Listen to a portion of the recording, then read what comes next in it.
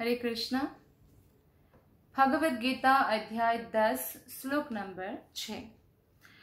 महर्षयः सप्त पूर्वे सत्वारो मानवस्तथा मद्भावा मानसा जाता यशाम लोका इमः प्रजः।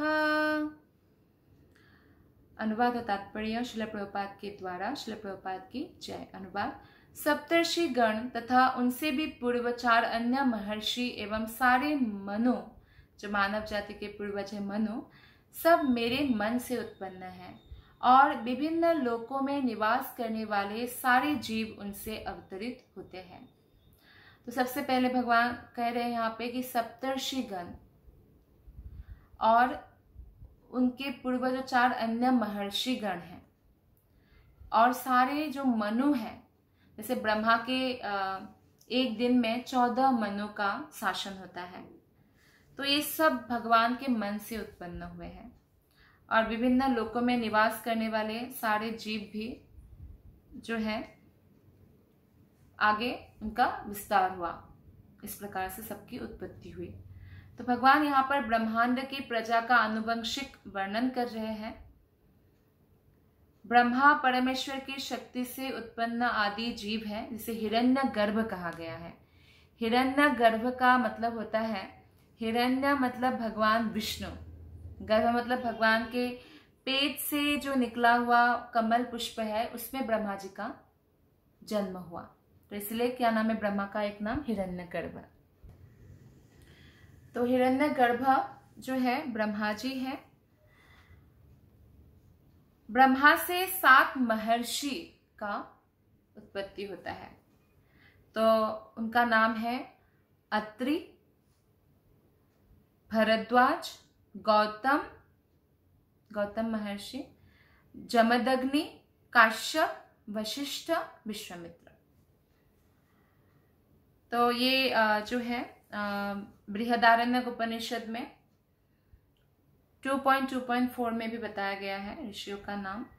और इनसे पूर्व 4 महर्षि का उत्पत्ति होता है ब्रह्मा से सनक, सनंदन, सनातन, सनत कुमार और सारे के सारे मनु भी प्रकट हुए। ये 25 महान ऋषि ब्रह्मांड के समस्त जीवों के धर्म पथ प्रदर्शक कहलाते हैं। तो आप देखिए 14 हुए मनु, 7 हुए सप्तर्षि, 4 हुए 4 कुमार, कितना हुआ टोटल? 25। तो ये 25 जो महान ऋषि है वो ब्रह्मांड के समस्त जीवों के धर्म का पथ प्रदर्शक कहा गया है। असंख्य ब्रह्मांड है।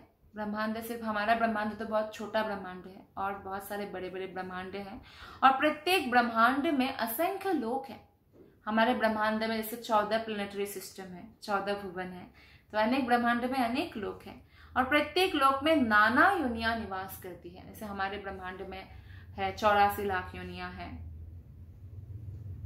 ये सब इन्हीं 2500 प्रजापतियों से उत्पन्न है। कौन कौन प्रजापति? 7 महर्षि, 4 कुमार, 7 महर्षि, 14 मनु। कृष्ण की कृपा से 1000 दिव्य वर्षों तक तपस्या करने के बाद ब्रह्मा को सृष्टि करने का ज्ञान प्राप्त हुआ। ब्रह्मा के एक काल में 7 मनु का जो शासन होता है, जैसे हमारे जो मनु का नाम है वैवस्वत मनु है, तो ऐसे ही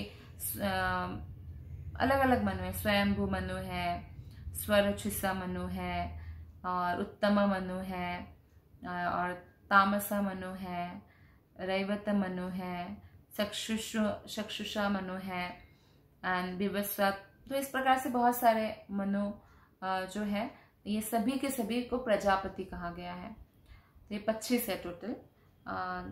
कृष्ण की कृपा से 1000 दिव्य वर्ष तक जब तपस्या किया ब्रह्मा ने, और ब्रह्मा को तब ज्ञान हुआ।